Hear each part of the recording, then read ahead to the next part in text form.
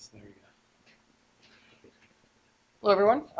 First of all, let me know if you can hear me. I'll probably have a tendency to get quiet. So if you can't hear me in the back, just shout. I don't know if that's working, so I'll talk into that. My name's Rob Miller. My partner in crime, Dr. Joshua Pierce, isn't here tonight for the PV session. My background is wind. I was a project engineer, project manager for the Wolf Island Wind Project.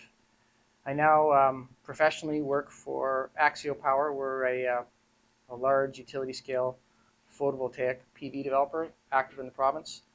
And I also did a green renovation and build. So I've got solar thermal on my house, solar PV, a wastewater heat exchanger, high efficiency wood burning stove, did ICF construction, gray water recycling, kind of it all goes on there. Oh, and actually I should put a plug in for the Kingston Symphony. They do house tours. Well, they asked me to put my house on their tour list. So if you want to see my house, come on the Kingston Symphony tour. Or you can call me. I've got business cards here. You can always come by and have a look. Grab a card, and if you want, I've got a little PowerPoint presentation on my house, so I can share that with people as well, if you're interested. So I'll just jump right in. And I'm hitting page down. So Joshua put this slide together. You heard Rick mention the difference between solar thermal for hot water versus solar PV or photovoltaic. So photo meaning light, voltaic meaning electricity. We've seen PV cells all over the place now. Most commonly, early on, they were on calculators and satellites. Well, now we're seeing them on homes, which is great. I'll be quick. I'm going to try to make up some time here.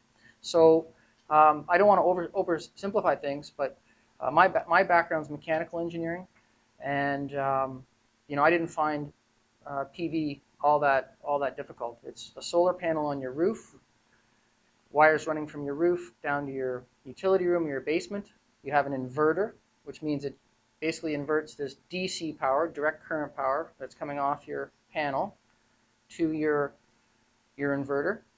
And the inverter looks to the grid, the electrical grid, and that's AC, alternating current, and it inverts the power from DC to AC, and that's what we use in our homes. In my case, I'll get to this. I've got, I'll get to what I've got. Types of PV systems, aesthetics. I'm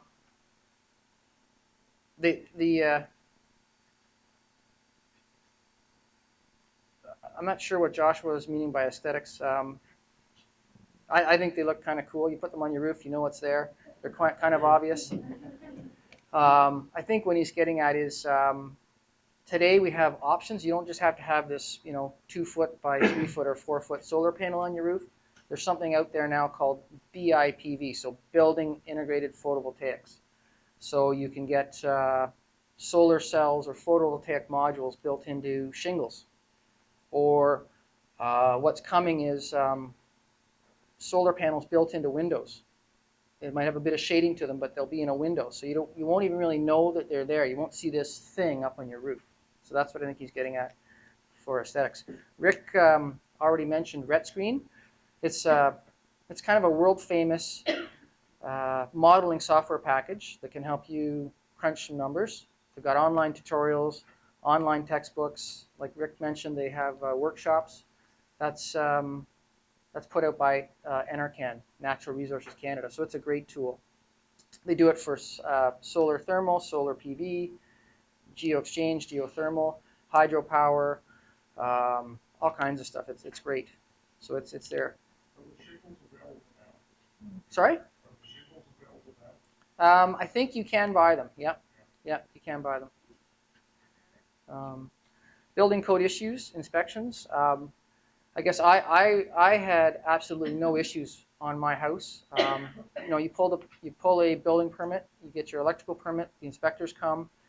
In my case, the ESA, the Electrical Safety Authority, came to bless my installation. It was all fine. I realized after the fact, I guess technically they're supposed to go up and climb on my roof and look in my attic and check connections. The guy didn't do any of that, so he just he thought there's not a lot that can go wrong, I don't think.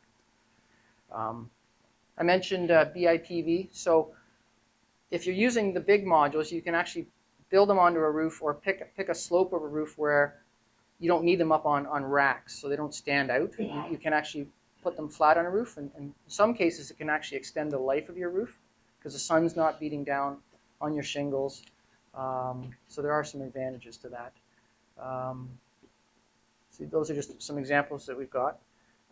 Here's the shingle I mentioned. So that is going to come as solar panels. They're still fairly expensive as the cost drops on solar panels. We'll see them in metal roofs. I read somewhere that a metal roofing company, I mean, they spit out thousands of feet or square meters of metal roofing a day. It's one of the biggest metal roofing companies in the UK. This partnered up with a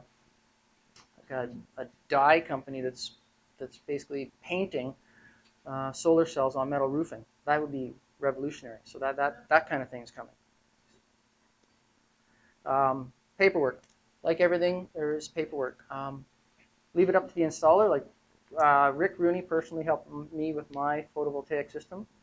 But I'm maybe a glutton for punishment. I went and got my Ontario Power Authority standard offer contract. So you can go online, and as long as you can go online today, and as long as your system is less than 10 kilowatts, you can get what's called a standard offer contract from the OPA.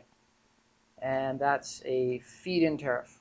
The government will pay you 42 cents per kilowatt hour for your solar electric power, and it goes out to the grid, and then theoretically we all benefit.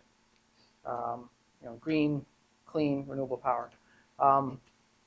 You guys have heard about the Green Energy Act. Well, it was tabled, I believe, Monday, February 20th, something like that. It's out there.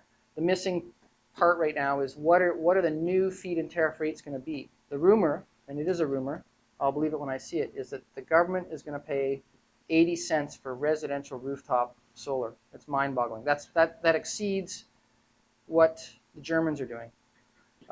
For flat, large commercial roofs, the rumor is 70 cents. And in the space that I'm in, the rumor is, like for large utility scale, 100-acre solar farms, the rumor is 55, 60 cents. Personally, I don't believe it. I think that's a little rich, but it's all got to be an improvement over 42.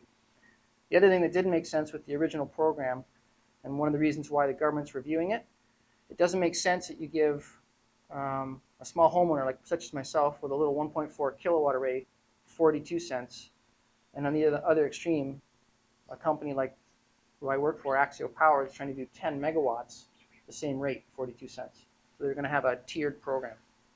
One size does not fit all. So that's coming. This case study is based on my house. It costs about $1,000 per kilowatt. So I have a 1.4 kilowatt array. It's actually 1.36 kilowatts. It's 870 watt sharp panels. It's up on my roof. So all in with the inverter installed, it was about $14,000. You heard Rick mention payback.